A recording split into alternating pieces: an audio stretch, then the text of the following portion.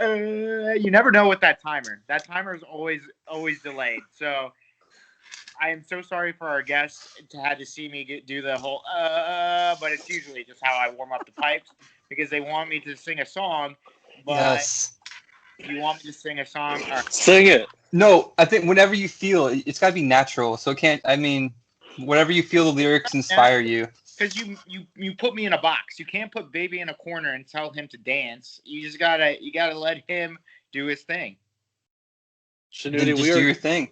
We might put you in a box next Friday. Like, literally might have to put you in a box after we get done at Chima, to be honest with you.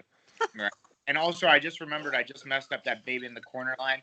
I think they didn't want him to dance, but he wants to dance. Her. There you go. See, I fixed it. It is another wonderful episode of the Five Holers. I am the worst host of all time. Your captain, Michael the Pharaoh Shanudian, always in goal, making sure that we get a shutout with the flappers, the tails, and the rear end. It is Zach, the Walrus, Vincent. What's going on, buddy? I am so glad the Washington Capitals do not play tonight. I would have to kick your ass for saying that word. Did you learn nothing from the Rob Carlin interview? You know what's Did funny? you learn nothing from Rob Carlin? You know what's funny about that? Rob Carlin did DM us and say, "Hey, can you make sure that the shutout was canceled out?" No, I'm just kidding. No, Rob Cohen doesn't want anything to do with us anymore. He's frightened, I think. By the nickname I'm gonna give him, but I think I have a nickname for him, so hopefully he has to come back on. So Seems reasonable. and always the gunner on the wing, the guy that you might see in your backyard at the middle of the night with a full moon throughout the stars. He might be Bigfoot, but we call him Leonardo DiCaprio fighting a bear. So Jeff, the Reverend Schneider, what's going on, brother? And these just keep getting better and better. I mean, I can't do my normal one because you know what? You're not on screen. What's going on? Wait, did he just freeze in the middle of his intro? Me? Oh, we thought you froze for a second. I got excited. All right, continue. Sorry. Oh no, I'm talking It's about just you and me who freeze, Zach. That is Yeah. true. Yeah. Oh yeah, I gotta turn my fucking Wi-Fi off, or else I am going to freeze. Thanks for the reminder. he It's going swimmingly. getting freaking freezing when he's the one over here freezing. Do you believe that? This is why. I just turned my Wi-Fi off. This is what I have to deal with every day. This is classic Five Holers material right here, though. We have one guy whose screen is not working, and then this guy who has to turn his Wi-Fi off. What? Mike, you can't talk about screens not working. Half the time you're betting on sports or firing off text or something. I got Ordering buffalo wings. the production value of this episode needs to go higher. Every time we do an episode, it's got to go higher. So what do I have to do? I have to bet our money, double it, then we let it ride. You remember that episode of Always Sunny? Yes. You always say yes. You always. Wait, So Wait, I think so. Do we have money? Let me get through the intro and then we can talk about it. And no, it's not a bird. No, it's not a plane. And it's not even Superman. But he doesn't like being blue. He doesn't like being green. He doesn't like being yellow. Eric, the Red Falcon Vincent. What's going on, brother? So, man, thank you for the intro. Sorry for, cutting in there. But some things just have to be cleared up before we move on. So I got to fire off text now. People. Yeah, I know. Where's my money? You know. And it is our pleasure to have two of the biggest Cavs fans we know on our podcast, Caitlin and Keith. How are you guys doing today? Great. How are you? Good. I'm glad you guys could join us, and sorry for the banter, but that's how around here. And also, the gambling might have effect on my intros. We're here. I mean, Are they going to get nicknames, Shanudi? You want me to give Yeah. nicknames? Yes, We need right nicknames. now on the spot. immediately. All right, hold on. I got it. Okay, hold on. He's got channel. He's got silent. Everyone's silent for a little bit. Did we just put baby in the corner? Is that what just happened? That's Yep. Because Zach never tells He's me. fine. He just doesn't want to be put in a box. He didn't say anything about corners. yeah. So He's in a box for me. I'm in the box. Yeah, on my screen. I'm in a box. Jeff's not in a box. He's in a circle. But In a cardboard box right now. team is ever complete without their enforcers, the Bash Brothers, as you will. They come in hot. They come in to stop the puck. They are there to be the Tom Wilsons of the team. Caitlin and Keith, how are you guys doing? That is right. We're grinders of podcasts. We do all the hard lifting here. You guys are the highlight reels, right? This is all highlights, and then we come in and we just clean up, do like the corner battles, get you guys the puck so that you can score. You know, when Rob was on Five Holers, he said Tom Wilson is the epitome of guys wanting to be him and girls wanting to be with him. So you know what? That's the best compliment I could ever give someone. Who are the Tom Wilsons of the podcast? Caitlin has been with Tom Wilson. I met Tom Wilson at casino night once, and I can speak to the fact that the ladies want to be with Tom Wilson. He could not go 10 feet without a woman talking to him. Particularly old drunk women. Yeah, I had to save him from an old drunk lady. Oh gosh, it's got to be the worst. He thanked me profusely for saving him from an old drunk woman. That's amazing. That is awesome. My girlfriend is a huge Caps fan, and her favorite player is obviously Tom Wilson. So, I mean, it's no surprise by all this that a drunk woman on casino night really wanted to be with Tom. Because, you know what? In 20 years, that could be my girlfriend. And Tom Wilson. Tom Wilson could be your girlfriend? He's super sweet. He was not even, it was casino night, and he wasn't even allowed on the casino floor because he wasn't 21 yet. So he had to hang out in the auction room and out in the hallway where like the food and stuff were. But he seemed to be having a good time until he was cornered by a drunk lady. Well, and Caitlin also has an epic story about all the Caps that night. What was the thing that you got to do that nobody else did? Oh, yeah. So instead of taking pictures of Capitals players, I got Capitals players to take pictures of me and my friend. I would just walk up and be like, hey, Mike Green, could you take a picture of me and my buddy? And he's like, okay. Just pictures of them from Caps. I like that. Joel Ward took a picture of us, and Carl Alsner photobombed it. That's amazing. Did anybody? That's great. Anybody say no, or was just like no, I'm a Cap, like something like that? I'm famous, god damn it. Who didn't seem into it was John Erskine was like, why are you doing that? Just does not compute. Yeah. Wait, I don't understand what you're doing. It's the other way around. Yeah. Confused good old Canadian boy right there. So apparently a bunch of them were just happy that it was something different. Yeah. Like they're like, oh, all right, cool. Of course. I like that. That's smart. Yeah, we got Alsner to do it, and then we tried to get Joel Ward to do it, and Alsner was like, you should totally do it. It's so cool. Man, I miss Wardo. Wardo was a great guy. He was great in front of the net, too. What a great Capital. It's a shame that he's not here anymore. R.I.P. Coaching now. On to bigger and better things, I think. He's doing a lot in the community for hockey, and yeah. I think he's like with the Vegas minor league AHL team in Vegas, I think. Yeah, yep. We got he's all not kinds dead, of great Mike. Stories. We've been how long have we been season ticket holders now? 7 or 8 years. Yeah. And so we try to cause trouble whenever possible. Good. As you should. I got in a Twitter battle with May. Yeah, with Alan May. Oh, Alan May. That's fun. Alan May likes to come to the top of our section and just stand there and watch the game when he's like on break from doing his broadcast. It's the closest entrance where he can actually get a good view of the game. And so Keith got in a Twitter war with him, taking like secret pictures of him back and forth. Yeah, I took a picture of him like over my shoulder, and then he took a picture of me from behind, and then like I followed him somewhere else and took a picture, and then he got another picture of me, and it was fun. So you stalked Alan May for a little bit. Yeah. Oh, totally. Oh, yeah, But absolutely. then they like high-fived about it, and we're totally That's cool good. again. That's good. It's always good when an interaction with Alan May ends in a high five and not a fist to the face. That's true. Yes, I'm really glad it didn't go that It's always direction. positive. Good.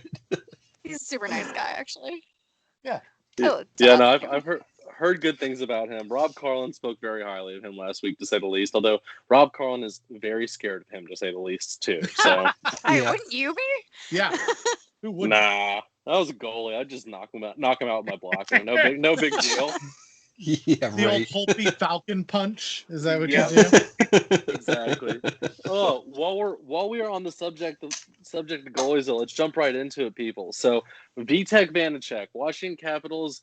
I would argue to say starting goaltender right now, just to put my my feelings out there immediately. Won Rookie of the Month for the NHL this year. First time a Washington Capital has won Rookie of the Month in, I want to say it's 6 or 7 years. It's been a while. I want to say it was since Kuzy was a rookie, if I am not mistaken. But either way, one Rookie of the Month, which is a great accolade in and of itself. He's been solid in net for us. He's made a lot of big saves. He's made some mistakes too, but he's a rookie. It's what's going to happen. But my question for everyone is, as far as Vanacek and Samsonov are concerned, when Samsonov comes back from having coronavirus, what is going to happen with our goaltending lineup? Where do we go? Do we keep starting Vanacek, or do we start throwing Samsonov between the pipes as well? They do an even split down the stretch. What happens? Let me throw it to Eric. I think we should ride a hot goalie. I mean, as long as he wants to play, at least we should play Vanacek until he's like, I'm tired or I want to break for a little bit, and then throw Sammy in. You don't want to have Sammy too cold though, because it is a shortened season, so it's going to be hard to sort of balance that as well. But I'm always big on letting a goalie ride. I mean, he's playing well. He's a rookie, so he's probably has a different mentality and a different, I guess, motivator, sort of, if you want to say it. Like, he's a rookie, wants to prove himself. He really wants to be out there and shine. And like, if I was a rookie, I'd take all the minutes I could take. I'd take everything I could play. So hopefully Laz will let him ride. And I think it helps the team. You got a solid goalie back there. You've been playing with the goalie for a little bit. He's back there. He's going to stop a puck here and there. He's going to get those second and third rebounds, hopefully. So I hope they let him ride. Hopefully Lavs does the right thing. What do you think, Mike? Me personally, I mean, I think about when we won the Stanley Cup. We had two great goalies, and we rode the hot hand as long as we could, and then we switched when we had to. You know what I mean? So it's kind of like an embarrassment of riches, but in a very, very like Caps way. We have two great goalies. You have him in the pipes right now. He's doing great. Might as well ride the hot hand. And everybody's talked about athletes after they have had COVID, quote unquote, having the foggy brain, kind of lazy, or not lazy, but like more sluggish, and they need time to recover. So why not give them the time to recover and have two great goalies that we can go into I'm getting ahead of myself, but the postseason, and try to win this division the right way with those two hot goalies. Like you said, Eric, like go with the hot hand and make the changes when we need to, and just hope to God that we don't pull the wrong goalie out and put the wrong goalie in. So, what about Keith, Caitlin? I'm throwing it to you. So, Ladies first. What do you think? Honestly, just what you guys said. Like, you go with the old NHL superstition about keeping the hot goalie in. Don't disrupt his game, because goalies are finicky creatures, and when you disrupt their hot game, they do crazy things, like allow 6 goals on net. So, Holtby. So I agree with you guys. Keep the guy in. He's earned it. He's earned his spot. He played out of his mind while Sammy was out. So keep him in.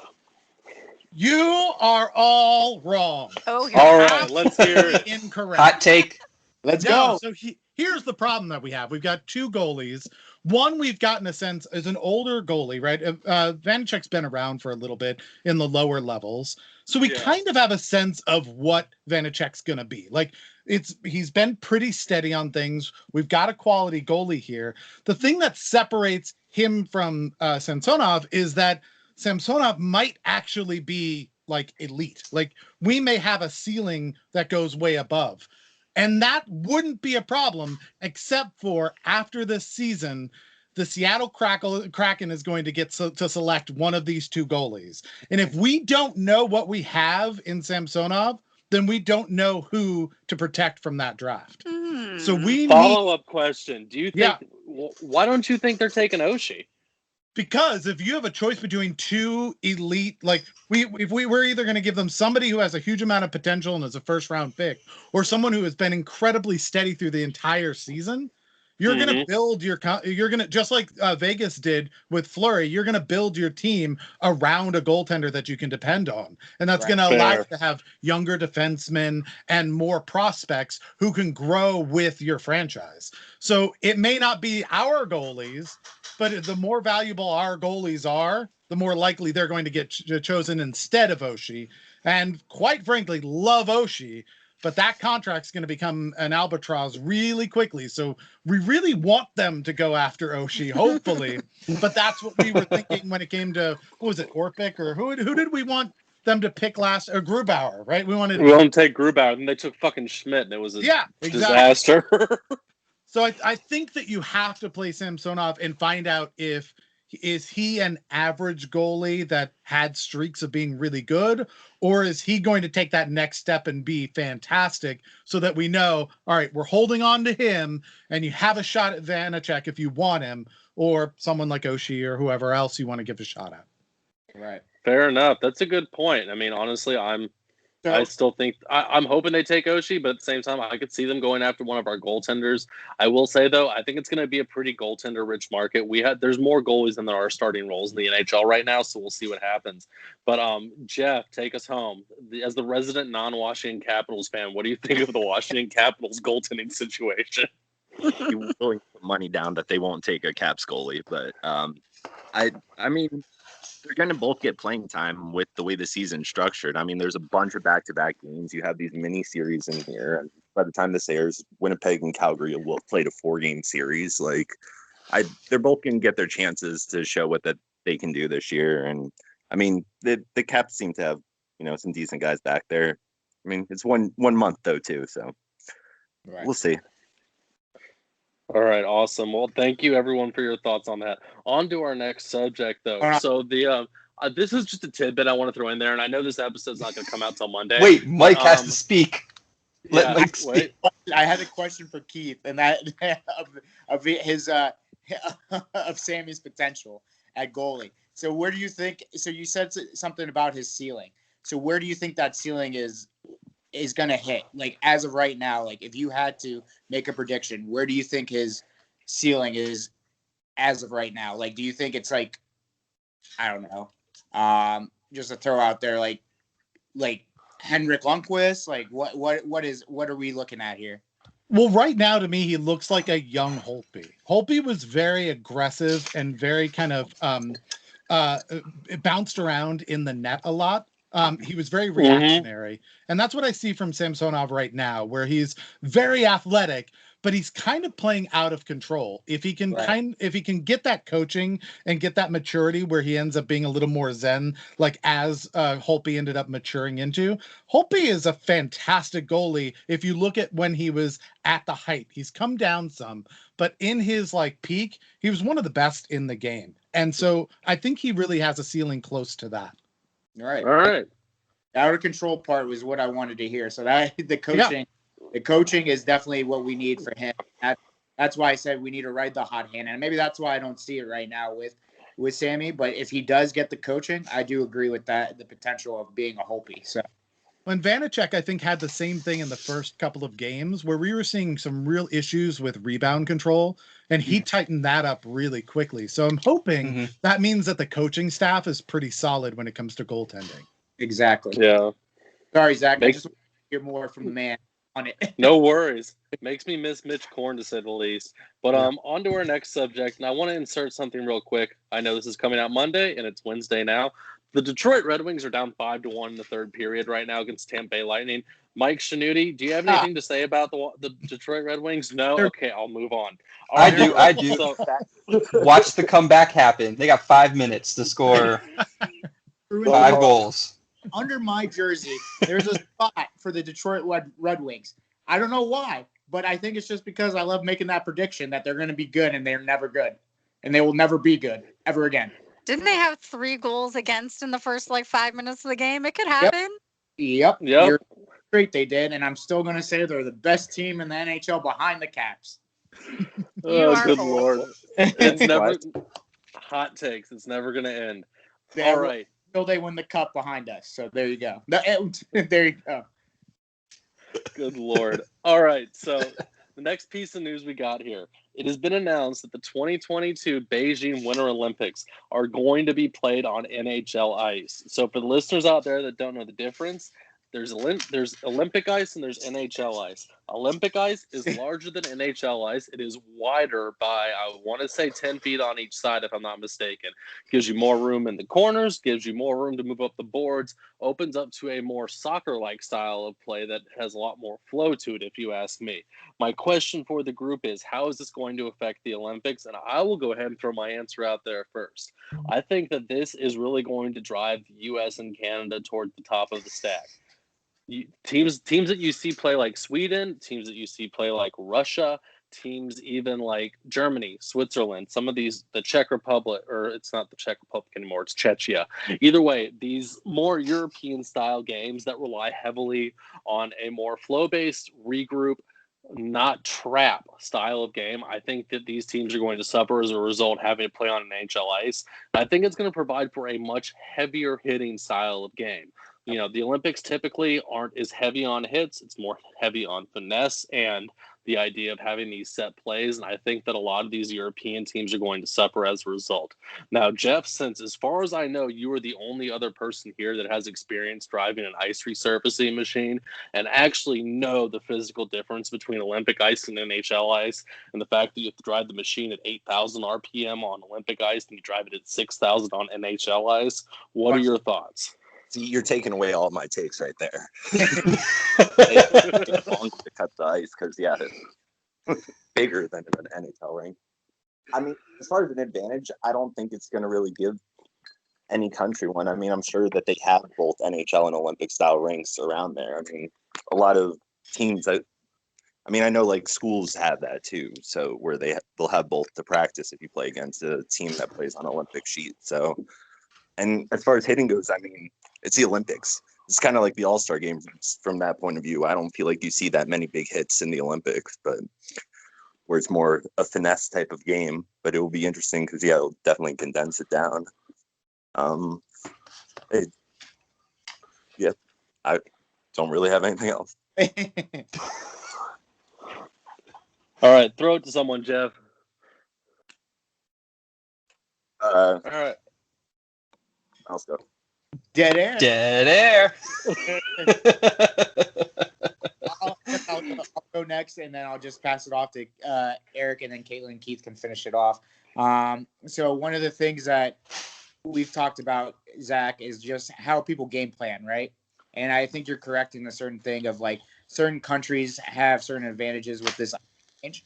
I mean, I don't see the bigger hits happening, but I definitely see a lot more, I want to say, more tightening up the screws in certain things. Because when I used to watch the Olympics, there was a lot of things, a lot of missed passes, a lot of guys getting used to what they were doing on that ice. Like Jeff said, there's definitely going to be some practice that needs to go into it. I don't see the first couple of games going according to plan, but it's definitely going to be interesting to see how certain teams adjust, especially those countries that did practice on Olympic ice all that time. Maybe like certain teams that, like, I don't know, Sweden, like you alluded to, those teams, and see how maybe the Canadian, the USA teams go at that. So, Eric. I think it's just going to lead to a lot more sloppy play. I feel like players are going to think that they're closer than they are, it's just going to lead to more squished play. And it's not going to be. It's going to be weird. It's going to be funny for a little bit. People are going to have to get used to it. But again, a lot of those players, like Jeff was saying, they come from places that they're playing NHL size ice anyways. So maybe it won't be much of a difference for them. See if the Olympics even goes on too. I mean, who knows who give you that hot take right now? Who knows what's going to happen with all that shit? So it'll be interesting to see. I think players will adapt pretty easily though, and I think coaches will know what to do. It'll be fun to see because I think it will lead to more hitting, but it won't be on purpose. It'll be more accidental almost. 'Cause I feel like people are going to be running into each other. It's going to be awesome. It's going to bring a different level to the Olympics. Olympics needs some of that fire there. So I think it'll be fun to watch. It always is. And then it also means there's hockey going on like all the time too when the Olympics are going. So can't go wrong with that. What about you and Keith and Caitlin? I agree with what Eric was just saying. I feel like the first few games are going to need like a yakety sax background on them because people are just going to be running into each other. But like obviously they're going to have time to practice on NHL size rinks, but it's very different than playing an actual opponent on an NHL size rink.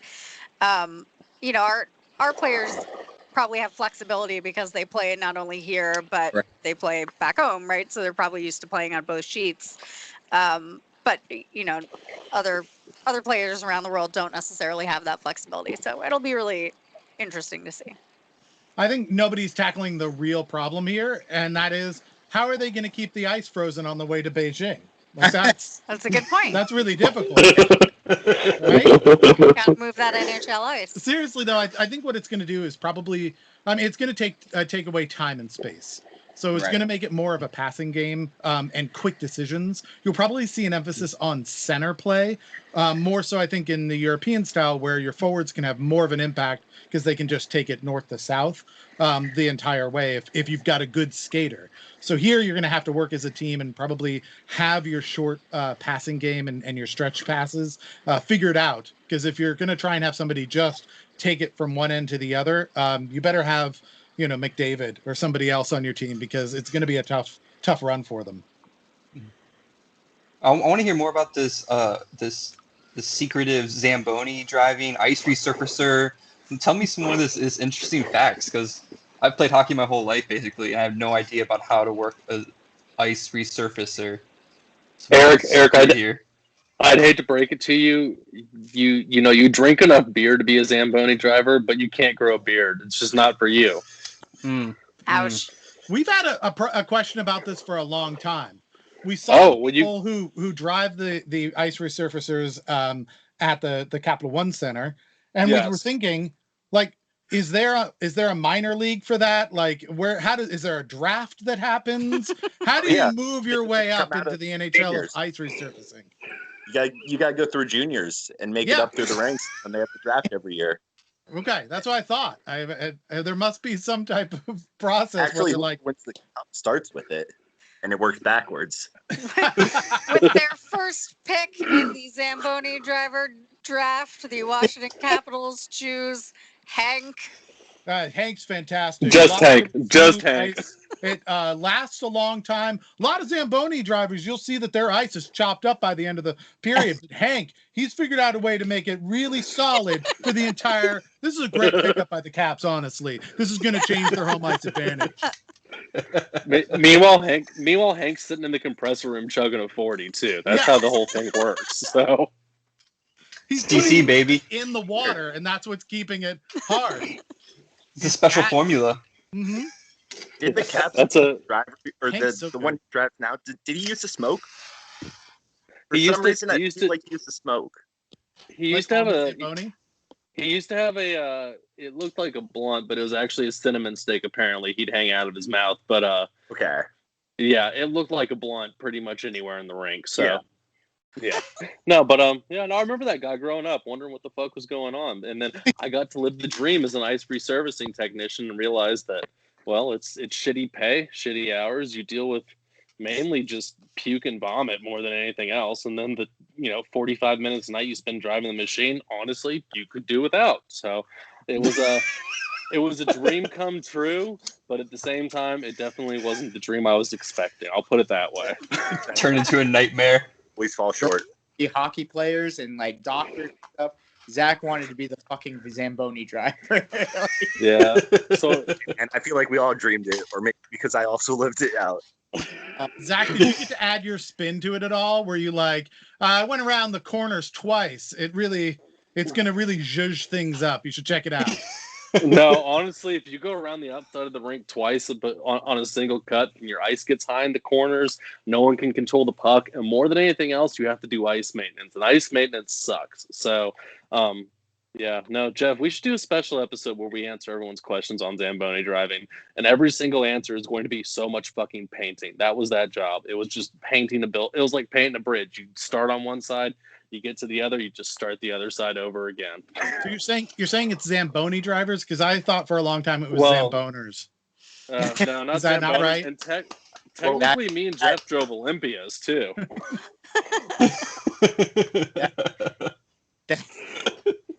It just really depended on who was playing next on the way that you cut the ice. If you didn't like the teams, you left it really choppy for them or flooded the fuck out of it because everyone loved that when the stick handling and the puck would just stick. Awesome. You're fixing the games, Mike. Mike, you need to get in. You need to get in with these people, Mike. I'm Before done. it was legal in Virginia. This is That have to pay off, so they make the ice so shitty. Good Lord. Yeah. Oh my God. All right. Let's jump into the next one here. So, Jeff, tell us the saga of Tony D'Angelo over the past 7 days, please. Yes, please. Yeah. So, I mean, I guess it ends with him being clearing waivers on, I guess, a week from today. But he finally got put on waivers by the Rangers following their overtime loss to the Penguins after getting into an altercation with Grigorov after the game. D'Angelo was on ice for the game winner and for 3 other goals that game. He's been healthy scratched a couple times earlier this season. He had this last offseason, there was some issues with his social media postings. But then, he ended up leaving it for solidarity with his president there. But it's just really weird because last season, he seemed to come out of nowhere. He was the 4th highest scoring defenseman in the league last year with 53 points. And it just seemed to be something out of the blue. Like last year, I was pissed that, with that trade for Trouba that he wasn't in it. Now it seems like this guy's career may be over at 25 years old. He's had some issues in the past. He was suspended when he was in the OHL for violating the league's harassment, abuse, and diversity policy. And I don't know if it's just something that has been going on for a while. Just that was the icing on the cake. Him getting into it with one of the future goalies there for New York, or if this is just some other team's going to take a chance on him because it seems like the Rangers aren't going to put him on their AHL team since he cleared.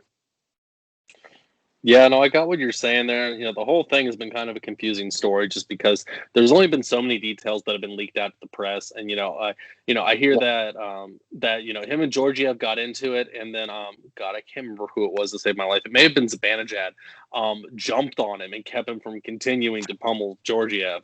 So it's kind of an interesting story, but I will provide what I see as 2 solutions that will keep him in the NHL, keep the fans happy, and also provide entertainment for everyone. So my first, we send him to Columbus.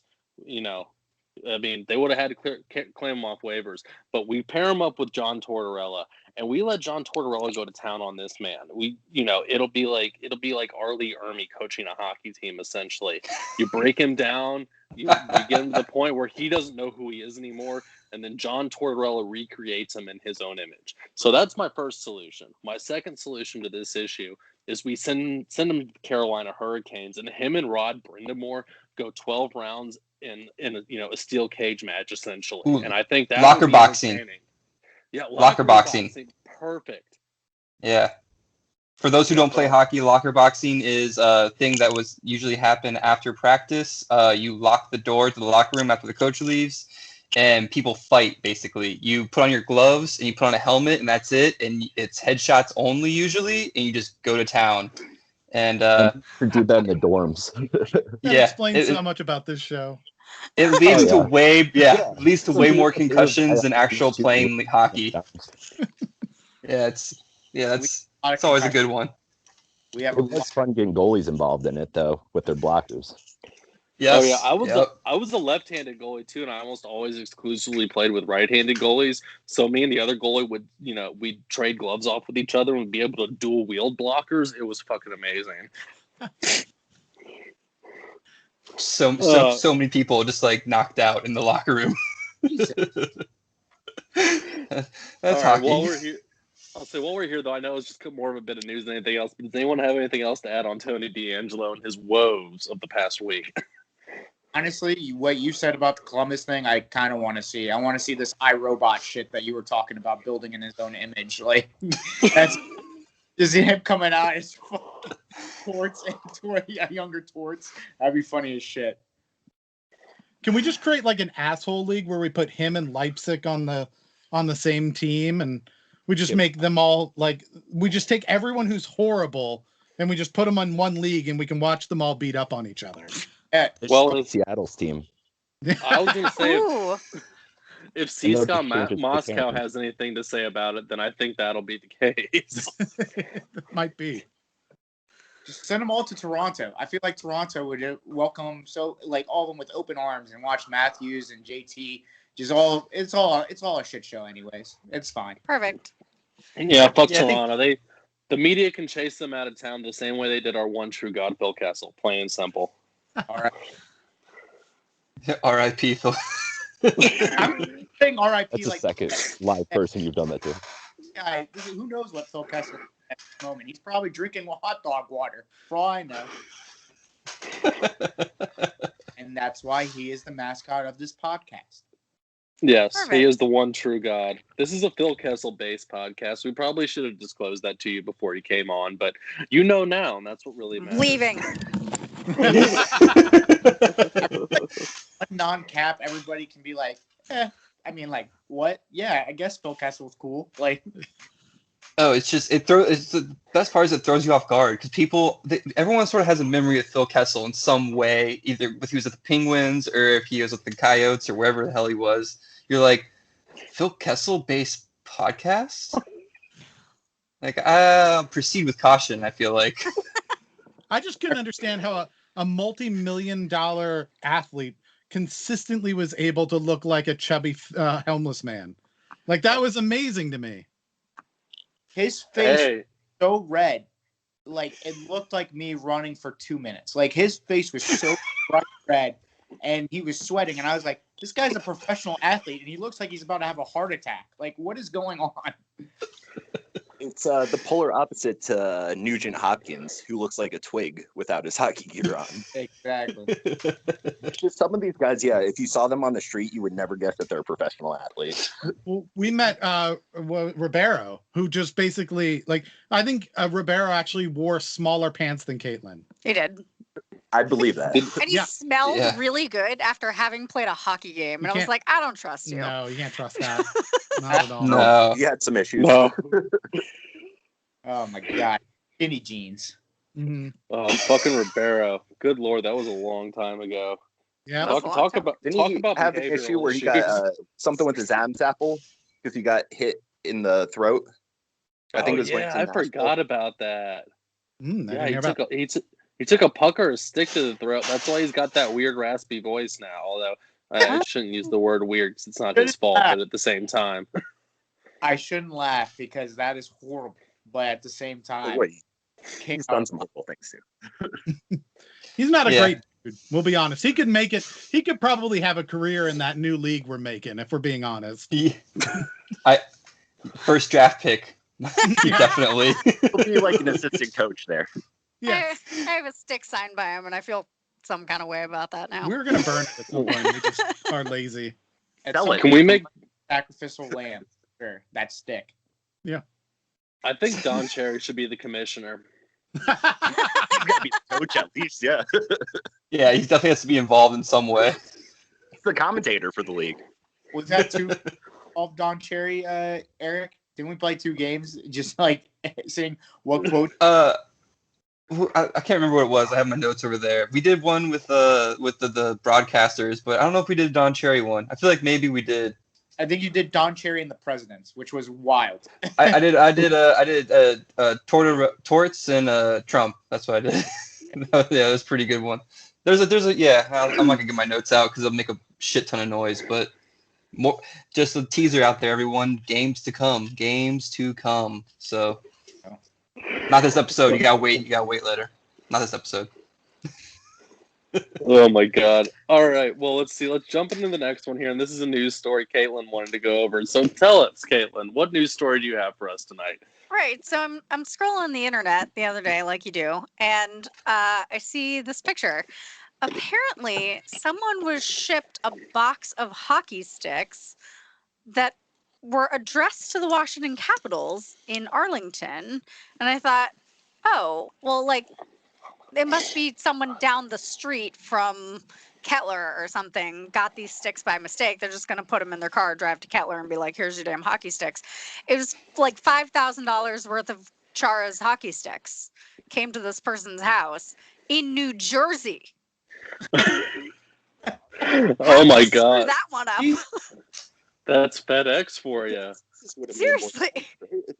And so, they put it online and said, Dear Washington Capitals, I'm assuming you would like these back. Like, let's figure out a way I can catch you Zdeno Chara's hockey sticks so he doesn't come to my house and forcefully take them.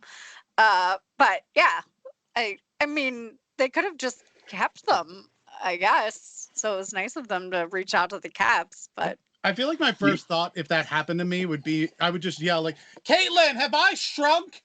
Like, these are gigantic. Am I tinier than I was yesterday? Purple hockey sticks, and I'm smaller. So they're like, like 7'9". I mean, it's just gigantic. God, damn. You know what the first thing I would do is if I got those sticks shipped to me, brand new decks getting put on the back of the house, like immediately. You'd all be going to jail for committing mail fraud, whatever you want to call it. You can't open other people's mail. It's illegal. Even if it's delivered to you, you can't open it. This person definitely took a picture of a federal crime and put it on the internet. Yep. A little questionable, but still kind of funny.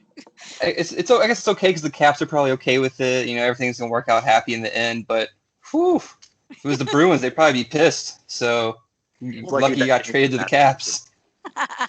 Caitlin did say, ran through my mind. It was like, well, I mean, if it was like Oshie or like somebody like of that stature, like, yeah, I'd be afraid. But when it's Chara sticks, I'm returning those bad boys big time because I don't want to see a man covering my doorway and I have to look up and he just is like, "You have my sticks?" Yeah. And I just, yeah. It's like, "Oh my God, Slender Man is here! Run!" I liked you better with the beard.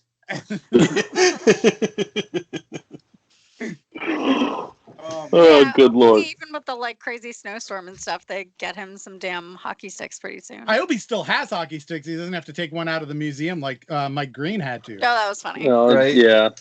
Well, luckily, I guess they're. I think luckily they're going to New York, right? They're going to be in the Rangers area soon here, the Caps or Rangers. Yeah. Yep. So maybe just pick them up on the way. Yeah, exactly.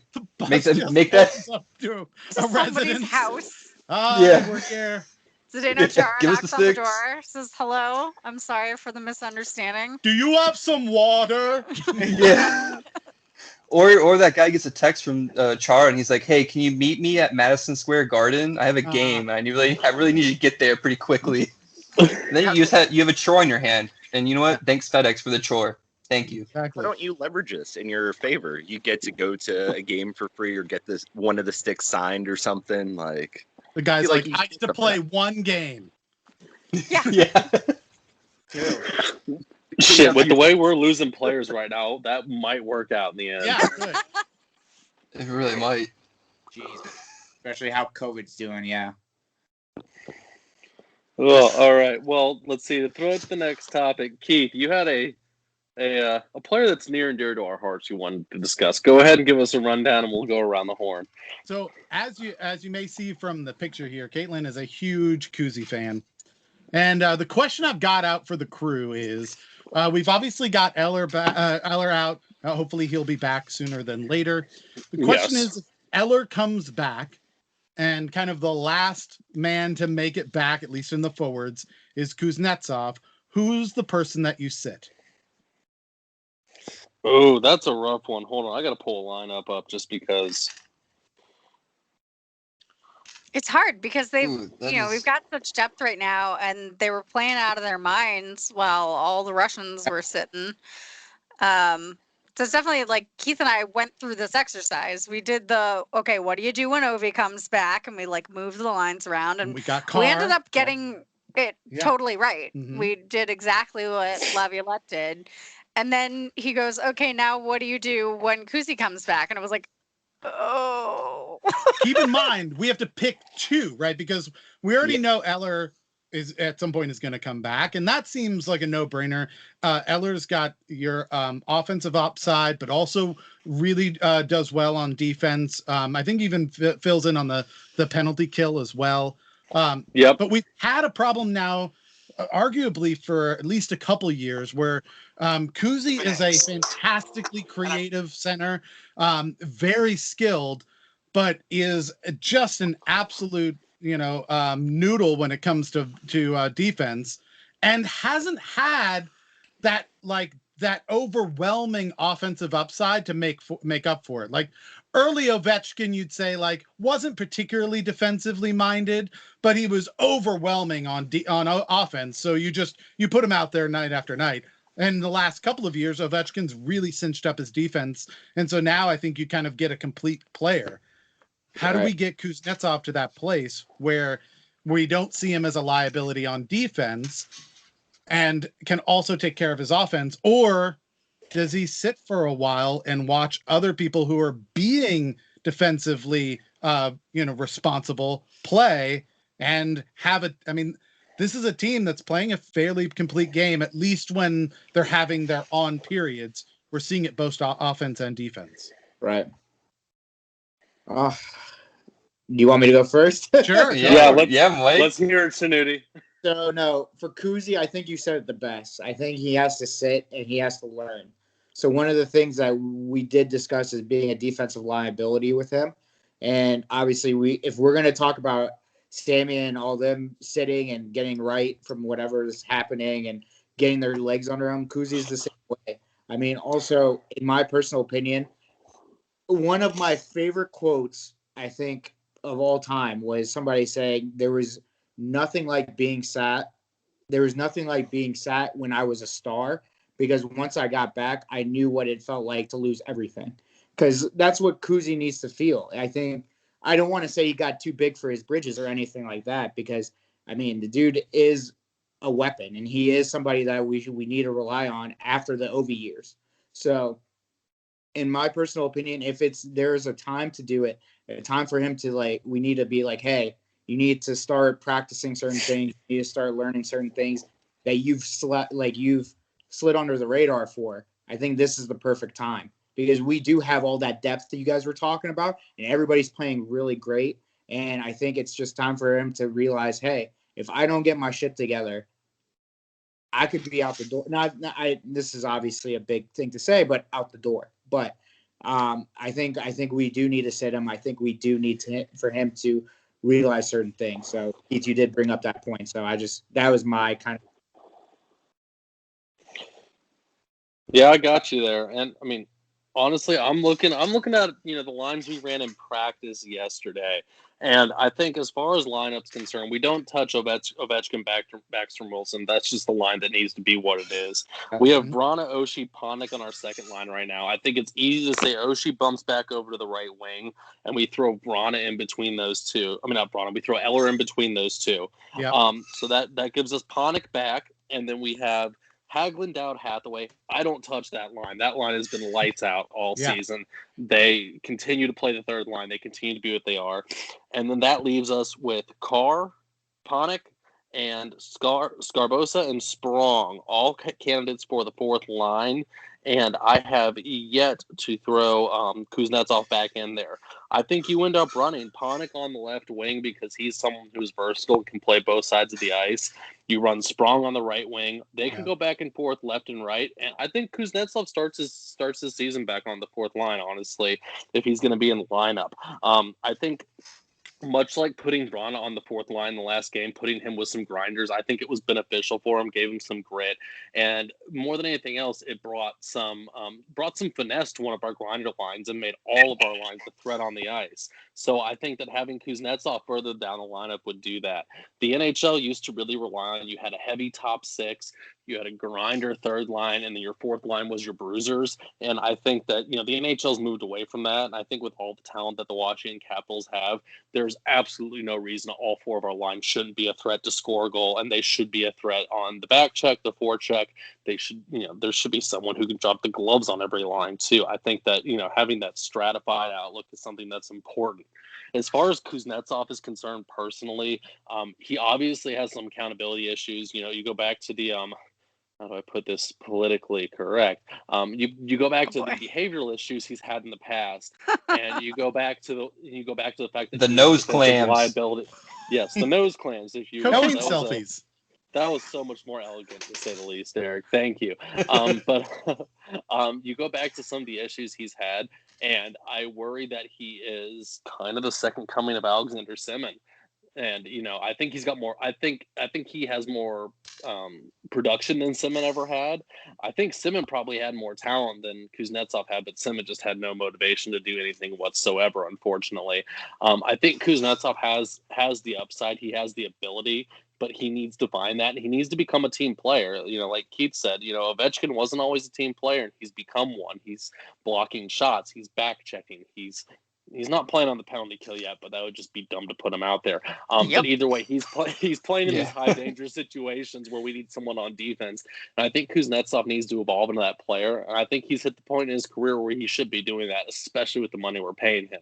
So I think it's his to lose at this point in time, but he's going to have to do some time in the bottom six. Zach, do you think that his skill set actually transcends to the fourth line though? I think transcends or correlates with it.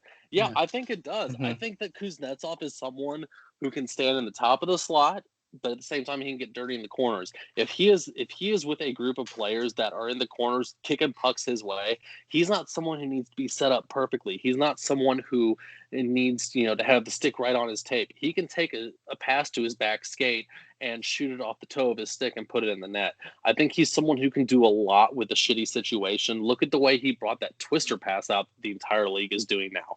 That was something that he invented himself, and something that was a way to take a shitty situation and turn it good. So I think he is someone who, if you toss him garbage, he's going to polish it and turn it gold if he can, if he's at his best. So I think that his skill set would work with the fourth line.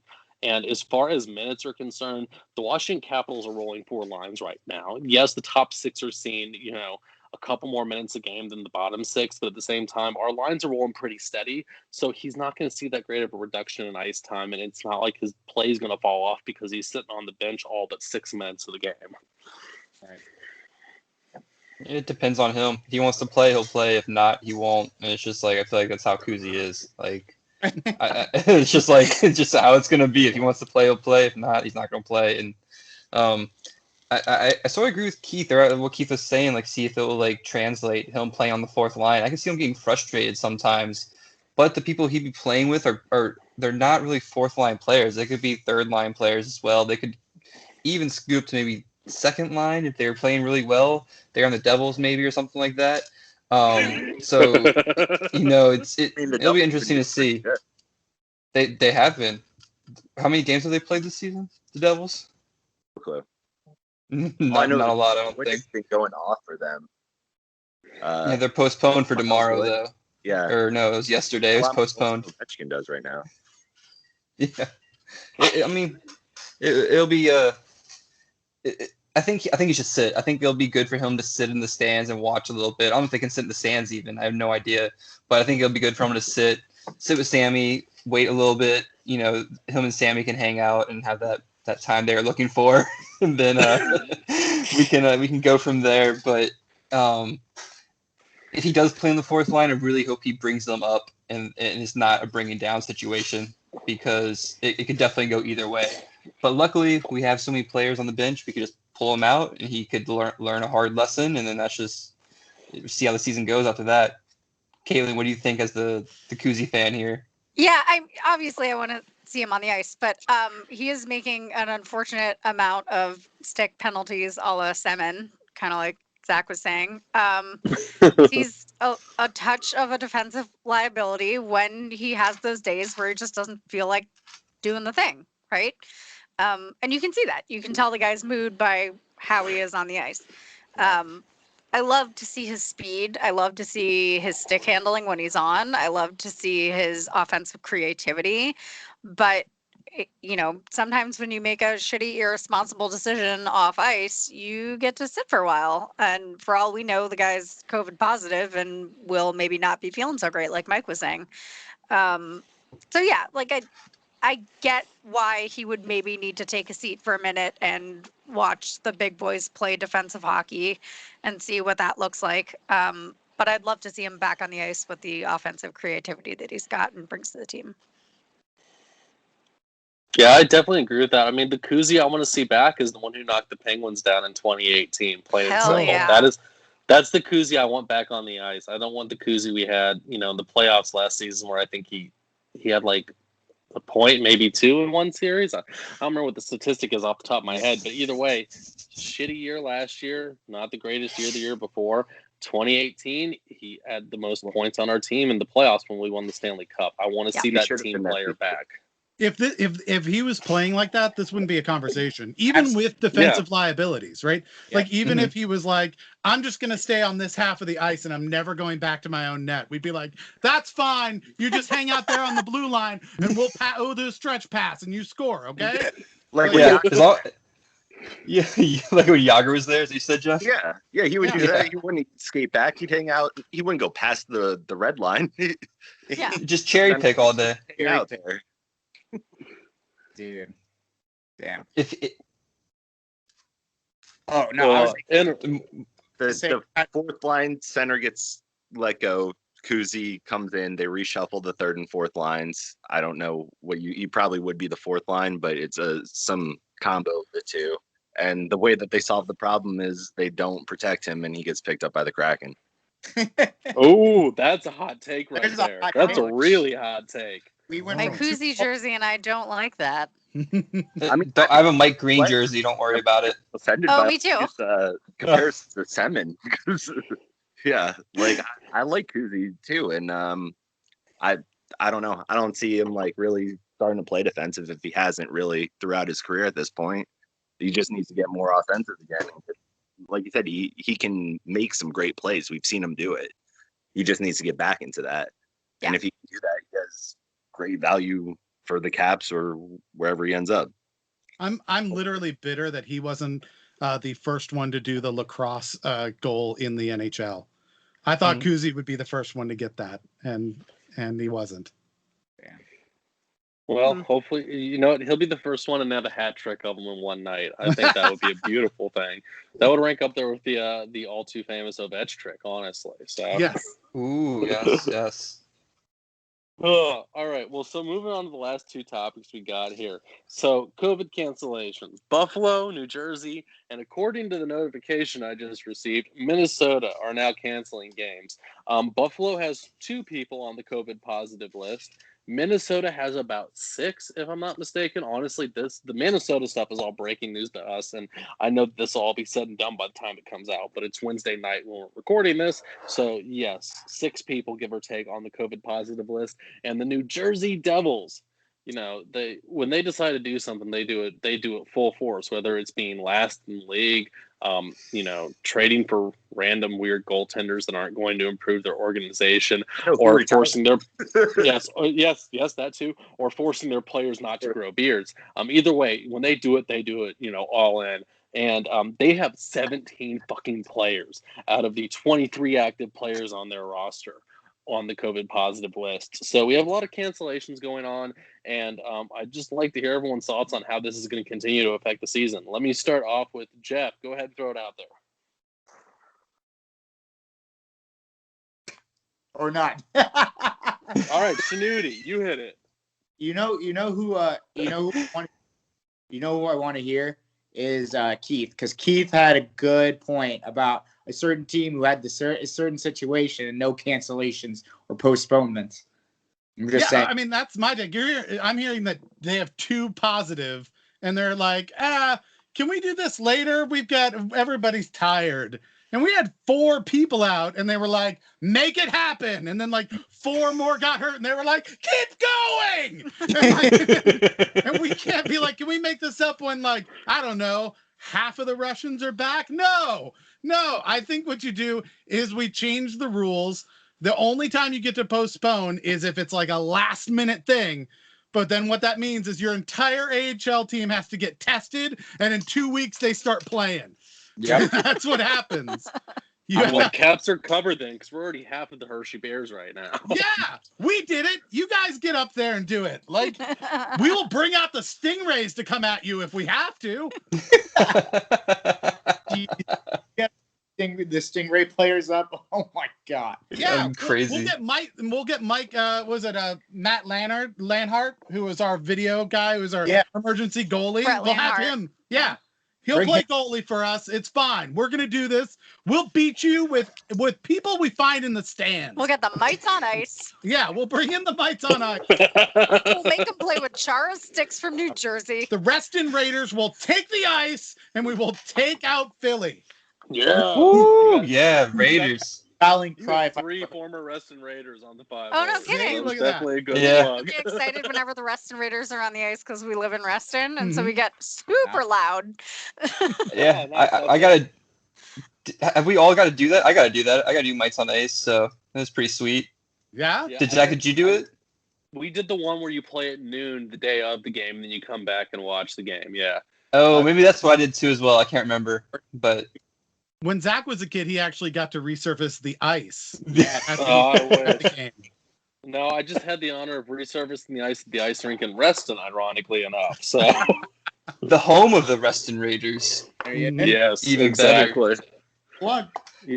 Yeah, I'm with Keith though. Like, I watch the NBA and I watch the NFL and I watch the NCAA and all these different other sports, and they basically suck it up. You know what I mean? Like a lot of their teams are just like the day up, COVID positive, they postpone the game.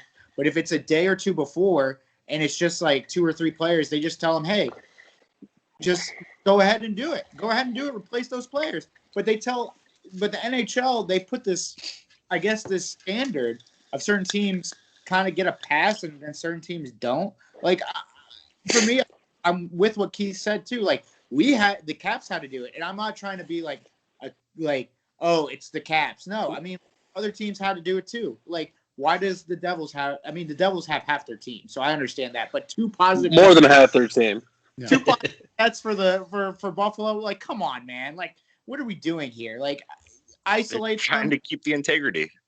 integrity. Of Integrity, man. Yeah.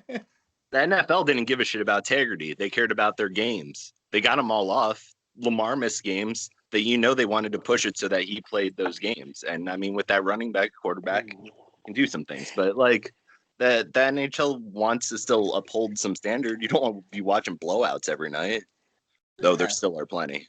But two Yeah. positive. Didn't the Denver Broncos have to play with like no quarterback? They played with some guy who never played quarterback. Yeah, That's all I'm asking. I just want Buffalo to go on with some people that actually run like an ice cream truck out front of the arena. That's all. So Jeff Skinner is what you're saying. Yes. That's what I want. We We won. want first line Jeff Skinner. All Jeff Ouch. Skinners, every line. They're so small. Yet so eloquent on their skates. Right. I think though I have to disagree with you guys. I mean, it sucks for the Caps, of course, but the Caps broke protocol. They shouldn't all been hanging out. Well, I mean, not that they shouldn't have, but the rules are they shouldn't. So they got treated differently because they broke protocol and they broke the rules and all that shit. So I get how they treat the Caps differently, but then you also wonder, how are all these teams getting all these crazy cases? Is it just because of the allowed day-to-day interactions, or something else going on? Or either way, they try to make an example out of the Capitals and nothing's happening because games are just getting postponed out the ass every night. So, I mean, it sucks for the Cavs, but I think it's just gonna keep going on and on and on because, like I said, the Devils have that many players. I mean, there's games postponed on my calendar. Rangers and Devils, Buffalo and Boston again. It's just like goes on and on. So, it'll be interesting to do the season too. Are they gonna have to extend the season? Are they gonna be a lot of back-to-backs for these other teams? Like, what's gonna happen here? There's a lot of mystery to see, and I love it. It's 2021. It's the mystery season of the NHL. Who knows? You're gonna take that mask off the Stanley Cup, and it's gonna be Bettman. He's gonna be like, "You kids got me." So it'll be good to see. I feel like Buffalo should have to play for like 1 week solid, like 3 games a day for the entire last week of the season. And then they'll be running all their players anyways then, so you might as well just play now because you're going to be using those same players. And maybe those players who are going to get the chance to play now, maybe they'll kick some ass. Who knows? We see it on the Caps. Yeah. Sprong came out and killed it. So, like, give it a chance. Give it a chance. I think it's just going to add series onto it to make up these games. They'll be like, okay, yeah, you missed your game against Florida. Okay, next time you're down there, you play back-to-back nights. You missed this one. And they'll just go and have these little back-to-back games against it to make up for all these ones. Although, isn't everything every other day right now? At least for the Caps it is. So if you have a back-to-back, that's 3 in a row. Yeah, there's been some back-to-backs. Yeah, it'll be a lot of hockey. A lot of players be Love it. Season. What more could you ask for? Right? All right, guys. Yeah, it's all interesting. We'll see what happens. It's going to be interesting to see what the NHL does about rescheduling this game, especially because Canada's handling coronavirus pretty well right now. The United States is not. I would gander to say by the end of the season, the U.S. has far more cancellations than Canada does. So it should be interesting to see what they do interdivisionally too. But either way, let's move on to our last piece of news here before we jump off. So Jeff, tell us what's going on with the NWHL. So yeah, as of today, which I don't know, week before the NWHL canceled their season, right before the semifinals happened, they had this bubble set up in Lake Placid, but it really wasn't a bubble because like teams just brought players in like right away. You just had to have a negative test when you got there to be able to get in. But they had 2 teams drop out, one because of COVID, which was the Riveters. They have Rosie the Riveter thing as their logo. And then Connecticut. And Connecticut didn't even say why. They were the Whalers. They dropped out and they refused to give a reason. And so, like, yeah, there's just, they don't have to, I guess, based off of their league rules. And then, yeah, they just said there were a bunch of positive cases. So they're just shutting down the league. But it just seems like they've ran this thing, like, wrong. Like the whole time they tried playing like both things, saying they had a bubble, but then just like being like, but yeah, you can kind of just like come and go as you please as long as you test negative, like right before the game. And obviously, not everyone does that. If you're wandering around. I mean, the cool thing was it was on Twitch for free, and anyone could watch it. But like, I mean, that definitely got more eyes on the game. But then, yeah, it just all shut down. I guess the point of the bubble was to keep everybody inside. So if you're going to let people go outside, I don't think that's the point of the bubble. So that's on them. They did it fine for the NHL for the playoffs and for the NBA for their finals and play like. But you're saying they were allowed to like leave and go out. They were calling it a bubble, but it really wasn't a bubble.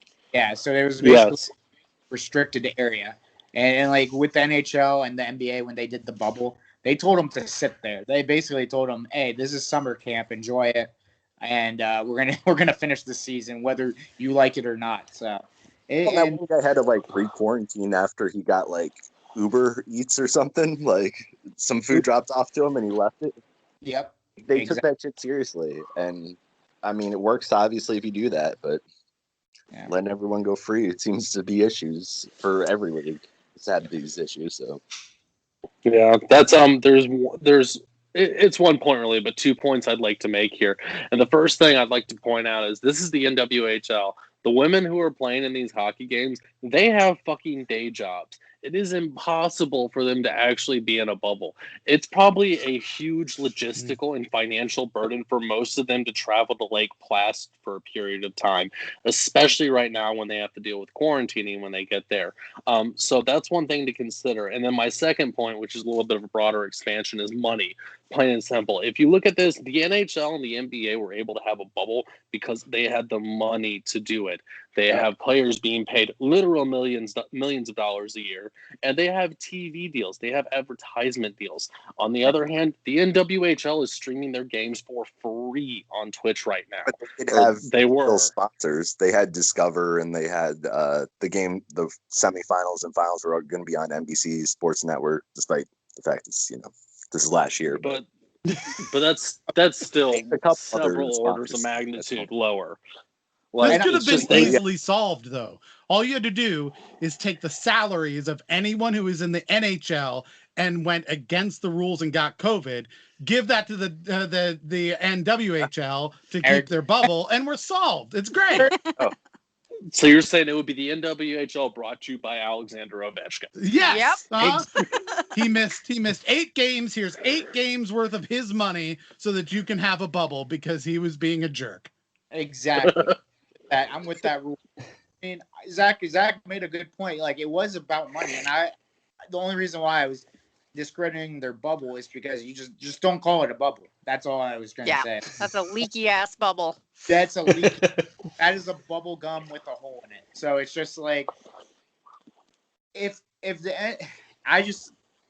like what Zach said, there's not a lot of financial revenue coming in for them. So I understand where it was coming from and how they couldn't have done the bubble. But seeing that it's not working kind of was just like, what's happening now with the NHL and the NBA. Now that they're out of the bubble, we're getting all these cancellations. Like, we didn't see any cancellation.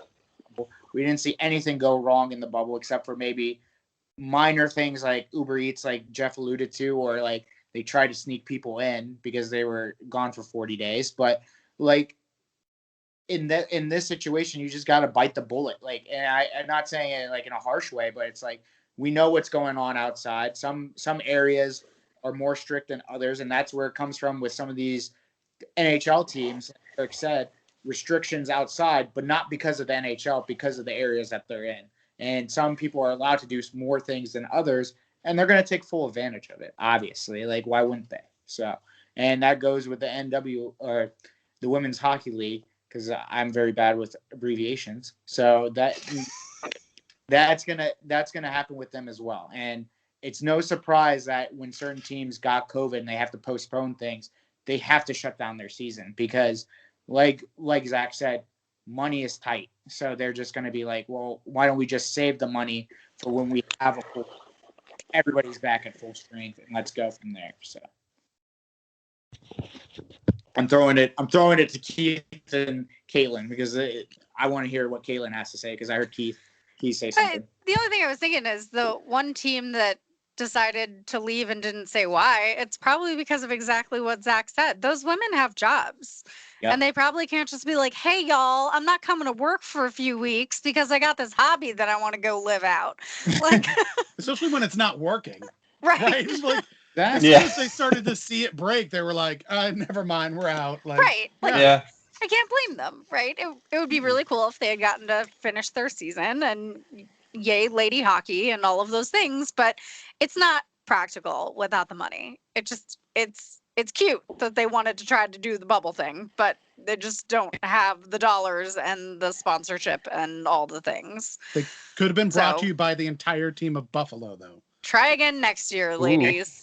And the New Jersey Devils. Right. Nice. And the New Jersey Devils. 17 people worth of salary. Mm-hmm. This would have worked. Nobody came to me to ask for solutions. Don't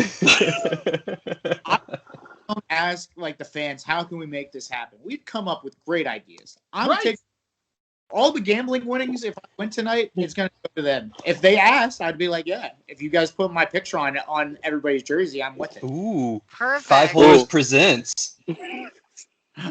We're holding you to that, Shanuti. Listen, if I hit big on all these bets, especially the Super Bowl, why wouldn't I sponsor the entire Women's Hockey League? I would love that. Who'd you Even pick? better, just sponsor the ladies who play in the league. Even No, better. Entire league, 5 Holer logos, everybody's logo, God. face, everybody's. Caitlin, too, Rob Carlin, anybody associated with they're in the stands, and our pictures are patches as well. So, How many patches are there going to be? So A many lot. patches. It's going to be Don't- patches on patches on patches. They're all actually We're gonna be going making to wearing jobs. Phil Kessel jerseys. Yes. Everyone is wearing 81. exactly. That won't be confusing at all. It's like NASCAR. All the sponsors on the jerseys. Like it's just their name, and then boom, everything is their sponsor. We're shooting for the visors for next year too, but we've run into a few hiccups with the league. They don't really want big plastered logos on the visors, but we're working towards it. You do it like the windows almost of have the buses. see-through You stuff. can see out. It's not that hard. Yeah, the peripherals. You don't need that. I mean, it's just like They it's rehab extra. station. That's extra vision. Overrated. All right, y'all. Before we close it out, I want to do a round of hot takes, and then we'll shut it down. So I want to hear all the OG 5-holers throw a hot take out. Then I want Keith and Caitlin to throw one out and plug their shit, and then we'll close it out. So I'll start us all off. So for my hot take, the first thing I want to say is happy birthday, Caitlin. Thank you so much for joining us on your birthday. We appreciate it. And then for my hot take, before he actually retires, Henrik Lundqvist will start a game in a Washington Capitals jersey. Ooh. Really? All right, Shanuti, hot take. My hot take. I think I already said this hot take. No, I didn't say this hot take. But the Detroit where I'd win. No, I'm kidding. No, really, I think with all these cancellations, I'm gonna have to be the one to say it. My hot take is the season is gonna come to a close before we, for a little bit, not the entire time. We're not gonna go back to a bubble, but just to regroup and just to figure out things to make things a little bit better, not only for the NHL but for the NBA as well, and some of these longer seasons and teams playing, like you guys said, back-to-backs or like every other day. We're going to have to find a better solution than that. I think the leagues might shut down for just a little bit, not the entire time, just to regroup. And I'm throwing it to Eric. Hot take here. My hot take is that Michael Shanuti is going to win so much money on the Super Bowl that this will be the last 5-holers episode because we'll never see him again. He's going to win so much money that he's just gone. And I want to say goodbye to the fans. And I want to say thank you, everyone, for having a great time with us for these past 30-something episodes. I think I was on like 15 or so. But congratulations, Mike. Don't forget me. You know my routing number and everything. Get to me when you win the Super Bowl money. And that's it. Hot take in the butt. No, if I win the Super Bowl bets, we finally get those Phil Kessel jerseys to the moon. I am not leaving you guys behind. That is asinine. You know what? That hot take was actually a test, and you passed, Mike. No man left behind. I love it. And we're gonna get sticks. We gotta keep the sticks this time. Yeah, we're keeping the sticks. Jeff, what's your hot take, buddy? I guess I guess stick with my original one, Kuzy to the Kraken next year. All right. That is a hot. I mean, it's going to be a while before it happens, but Yeah, it is. It's the long hot take. It's like the long con. It's a warm take. Slow burn. Yeah. Hot take. Yeah. It's simmering. Let's see. TJ Oshie is a totally viable center, and he's going to make so many goals at center that he's going to be obese from all the donuts his daughter buys him the next day. All right. Nice. I like it. I like. So this is one that I hope doesn't happen, which is if Ovi is not able to break the all-time scoring record, there will be decades of hockey nerds explaining that if the seasons had not been shortened and if lockouts had not happened, he would have broken the record. That's my hot take. So Maybe Alexander Ovechkin, greatest goal scorer of all time, is what you're trying to say. Yep. Right. All right. Yeah. Hit the Reddit pages. He's still gonna break that record. If he doesn't though, this is what the conversation's gonna be. It'll be After Caps like fans going 45 hey, fucking years. yeah. Basically, he lost like 2.5 years of his career due to lockouts and suspension things that weren't his fault, and so now that's the reason that he didn't break it. But you think about it Oh too, my God. he didn't miss many games because of injury too. Like we're Yeah, in his same rookie year, Crosby. Like, I mean, that guy's missed so many games because he's made of fucking glass. Like,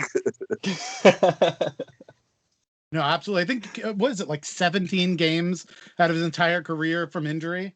Yeah. Like that's nothing for as many That's as he has ridiculous.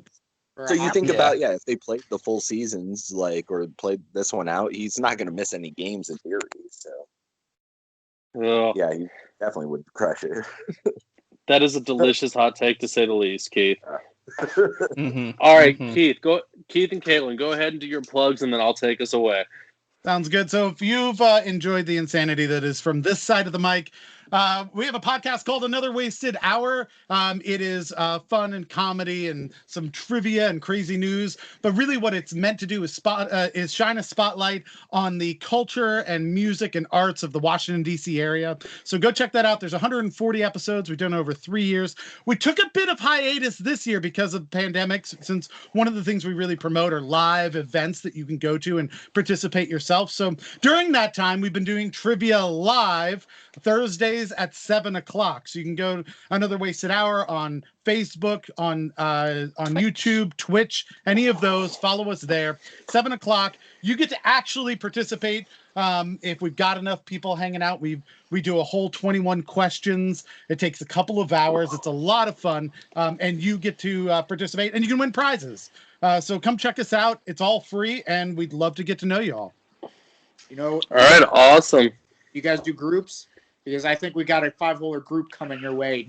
One of these. Oh yeah. Bring it. We bring all Yeah. 5 holes. We got to get a 5-hole. We have 4 holes. We need 1 more hole. You're missing a hole. Rob, Shanuti Thanks for that, will Kate. shove Yeah, wings in Spurs. any hole you give him. some would say you're not whole. Oh my god, I'm half I full. love it. You should definitely text Rob Carlin and say you are 5th hole and just see what he says. Just blocked forever. Idea. Whatever. And on a list somewhere. Yeah. That's the plan. Oh, all right. Well, thank you again, Keith and Caitlin, for joining us. Yes, We hope thank you'll come you, back thank soon. Thanks As for having us. always, yes, of course. As always, thank you to the fans for joining us. Check out everything on 4cr.studio. We have Bread and Butter, Thoughtology, Face the Franchise, Face the franchise. Hooping and Hollering. And I just named 4 Four Corner Studio podcasts. I'm pretty fucking proud of myself. I'll just put it out there. Shanuti, do you have anything else you want to throw out? He got 4, so I'll finish the rest. All right. But all right. So everyone, why go bar down when you can hit the 5 hole? Aim low.